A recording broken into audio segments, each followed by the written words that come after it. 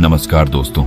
एक बार के बारे में बताया जाता है कि वहां हिमालय की गोद में एक अत्यंत पवित्र स्थान पर एक साधु ने अपनी तपस्या शुरू की और वहां से कभी नहीं गए। उन्होंने तपस्या करते करते कई 100 साल बीता दिए और उनके चेहरे पर एक अद्भुत तेज था जिसे उनकी अगंभीर ध्यान और आत्मसमर्पण की प्रतीक्षा कर रही थी। उस साधु के पास अपार ज्ञान और अद्वितीय शक्ति थी जिसने उन्हें अनन्य बना दिया था। उनकी आत्मा का विशाल सागर था और उनकी आंखों में विश्व की सृष्टि की अद्वितीयता की झलक थी। वे उस स्थान का हिस्सा बन गए थे जैसे हर पत्थर और पैर उनके साथ बोल रहे हों। एक बार एक युवक यात्री अपने आत्मा के शोध में हिमालय के ऊंचे शिखर पर यात्रा कर रहा था। उसने सुना था कि इस खंडहर में एक अत्यंत शक्तिशाली साधु बसे हुए हैं जिनके पास अपने प्रश्नों के उत्तर हैं। उसने तय किया कि वह उस साधु के दर्शन करेगा, लेकिन यह सफर इतना आसान नहीं था। वो निकल तो गया था, लेकिन साधु तक पहुंचना इतना आसान अभी नहीं था। रात हो गई। दूर दूर तक न कोई इंसान न कोई जानवर अब उसे डर लगाने लगा। वो रात को एक गुफा में छुपकर बैठ गया और अगले दिन फिर से सफर पर निकल गया। चलते चलते वो बहुत थक गया था, लेकिन अभी भी दूर दूर तक उन महात्मा का नामो निशान नहीं था। अब वो बीमार पड़ने लगा था। उसने कई दिन से कुछ भी नहीं खाया था। अंत में वो बेहोश होकर वाही पर गिर गया। थोड़ी देर बाद उसकी आंख खुली। वो फिर चलने लगा। युवक आगे चलते हुए वह आखिरकार साधु के आश्रम पहुंचा। वह देखा कि साधु अकेले एक छोटी गुफा में बैठे हुए थे। उनकी आंखों में अज्ञात विश्व की अद्वितीयता की झलक थी। वो बहुत शांत थे और उसे एक अलग सी ऊर्जा महसूस हो रही थी। युवक ने आदर से साधु के पास जाकर उनसे कहा, आदरणीय साधु जी, मैं आत्मा की खोज में हूं। कृपया मुझे ज्ञान दे और मेरा मार्गदर्शन करे। लेकिन महात्मा ने कहा, तुम यहां से जितना जल्दी हो सके चले जाओ। ये जगह तुम्हारा लायक नहीं है। तुम यहां पे रहोगे तो तुम कभी ठीक नहीं रह सकते, इसीलिए तुम यहां से चले जाओ। वो लड़का महात्मा से आग्रह किया, हे महात्मा, नहीं, ऐसा न बोले। मुझे यहां से नहीं जाना। मुझे आपसे राज जानने हैं। कृपा करके मुझे ज्ञान दीजिए। लेकिन महात्मा ने उसे फिर चले जाने को बोला। वो लड़का महात्मा के हाथ पैर पे गिर के याचना करने लगा कि हे महात्मा, मुझे यहां से जाने को मत बोलिए। मैं बड़ी ही मुश्किल से बहुत दूर से आया हूं। मैंने गुस्से में अपना घर छोड़ दिया क्योंकि वहां पे मुझे कोई नहीं समझता था। इसीलिए अब आप ही मुझे बताइए। मेरी जिंदगी भी बिल्कुल अकेला हो गया हूं। मेरा कोई नहीं है। महात्मा ने कहा, यह तो अच्छी बात है। अगर तुम अकेले हो, तुम अकेले दुनिया जीत सकते हो। तुम अकेले ही परिपूर्ण हो। तुम्हें किसी और की क्या जरूरत है। यह तो अच्छी बात है, लेकिन मुझे अकेले रहना नहीं आता। अकेले कैसे रहते हैं आप ही बताइए। महात्मा ने कहा, अकेले रहने में बहुत शक्ति है। अकेले रहने की ताकत को जो इंसान समझ जाता है वह इस दुनिया को जीतने की शक्ति रखता है। साधु ने आत्मा की गहराई में डूबे हुए युवक को देखा और बोले, बेटा, तुम्हारी आत्मा एक अद्भुत सागर है जिसमें विश्व की सारी ज्ञान और सत्यता छिपी हुई है।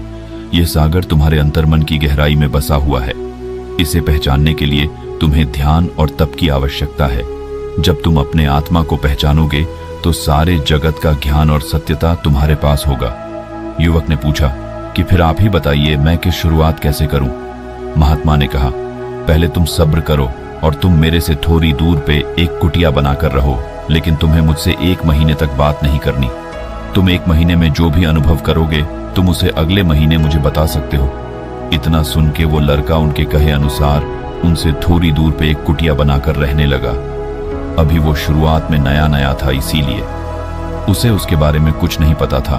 उसे अकेले रहने की आदत नहीं थी। वो अपने घर वालों को याद करने लगा और जोर जोर से रोने लगा। उसे अपने माँ बाप की बहुत याद रही थी। कैसे वो लोग उसका ख्याल रखते थे, उसे खाने को देते थे और उसे कभी भी दूर नहीं होना देना चाहते थे।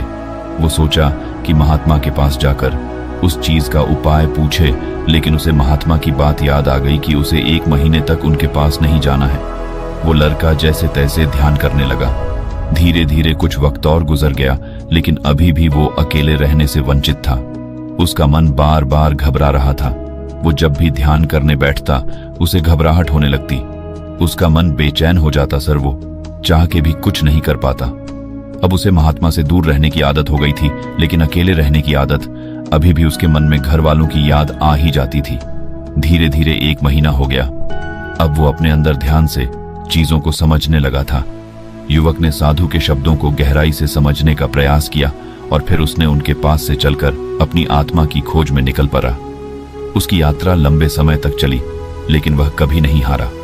उसने अपनी चेष्टा को बढ़ाते हुए ध्यान का अभ्यास किया और अपने अंतर्मन की गहराइयों में समाहित होने का प्रयत्न किया। रात्रि के अंधकार में वह ध्यान में लिप्त होकर बैठा रहता, अपनी सांसों को ध्यान में ले लेता।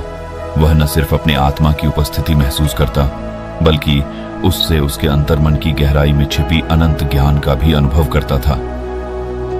युवक की आत्मा ने धीरे धीरे उसके अंतर्मन की दुर्लभ रहस्यमय औरों को प्रकट किया। वह देखने लगा कि संसार की सृष्टि, परमात्मा की अद्वितीय शक्ति और सारे जीवों की एकता की अद्भुतता का रहस्य उसके सामने खुल रहा था। उसने साधु के उपदेश का स्वागत किया और अपने अंतर्मन के अद्वितीय सागर में डूब गया। धीरे धीरे उसके ज्ञान और संवेदनशीलता में वृद्धि हुई और वह अब संसार के रहस्यों को समझने और उसके साथ मिलकर जीने की कला सीख रहा था। जिन विशाल समय के लिए उस साधु ने तप किया था, उस युवक ने कुछ ही दिनों में उसी अद्वितीय ज्ञान और शक्ति को प्राप्त कर लिया था। उसकी आत्मा अब स्वतंत्र थी, ज्ञान से परिपूर्ण थी। फिर उसने महात्मा से पूछा, अब काफी वक्त हो गया है, अब आप मेरे सवालों के जवाब दीजिए। महात्मा ने कहा, पूछो, क्या पूछना चाहते हो? लड़के ने कहा, अब मेरा कोई सवाल नहीं है, मेरा सिर्फ एक ही सवाल है कि अकेले रहने के क्या फायदे हैं। तब महात्मा ने कहा, अब मैं तुम्हें अकेले रहने कुछ फायदे बताता हूं। तुम इस बातों को ध्यान से सुनना हो, क्योंकि अब तुम्हारी जिंदगी बदलने वाली है। तुम्हारा मन बार बार भागता है, क्योंकि मन को अकेले रहना पसंद नहीं। इसीलिए मन चंचल है, लेकिन जो अगले रहे हैं ये आदत डाल लेते हैं या नहीं, अपने मन को अपने साथ रखना सीख लेते हैं। ये मन उनके लिए हर एक चीज करता है। 1. स्वतंत्रता और आत्मनिर्भरता। अकेले रहने से व्यक्ति को अपनी स्वतंत्रता और आत्मनिर्भरता की अधिकता होती है। वह अपने निर्णयों पर पूरी तरह से निर्भर होता है और अपने जीवन को अपनी मर्जी से चलाता है। उसे किसी भी समय, किसी भी कार्य के लिए किसी से अनुमति की आवश्यकता नहीं होती, जिससे उसका जीवन उसके स्वाधीनता और निर्भरता की भावना में वृद्धि होती है। अकेले रहने से व्यक्ति को अपने विचारों, मान्यताओं और मूल्यों को पुनर्विचार करने का समय मिलता है। वह अपनी प्राथमिकताओं के लिए स्पष्टता से निर्णय लेता है और अपने जीवन को संचालित करता है। स्वतंत्रता की यह भावना व्यक्ति को अपनी स्थिति पर पूरी तरह से जिम्मेदारी लेने के लिए प्रेरित करती है। वह अपने सपनों और लक्ष्यों को प्राप्त करने के लिए संकल्पित होता है और अपने प्रयासों में समर्थ होता है। आत्मनिर्भरता के माध्यम से व्यक्ति स्वयं के साथ समय बिताने का अवसर प्राप्त करता है।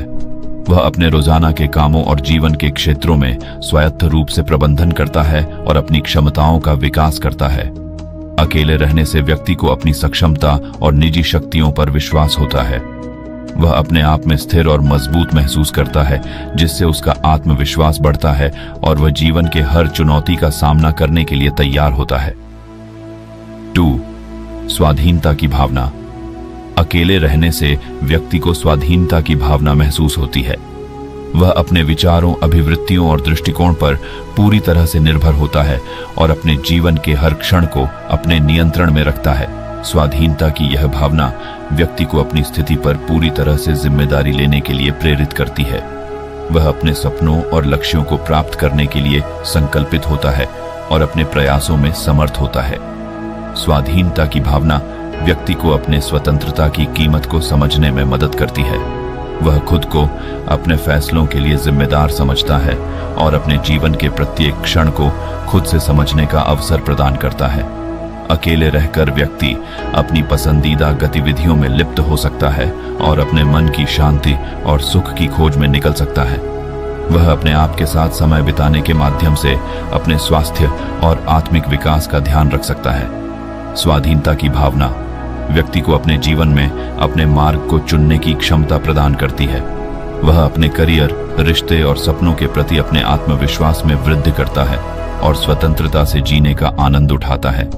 स्वाधीनता की भावना व्यक्ति को स्वतंत्रता के लाभों का अनुभव कराती है, जैसे कि स्वतंत्रता का आनंद और खुद पर निर्भर रहने का आत्मविश्वास।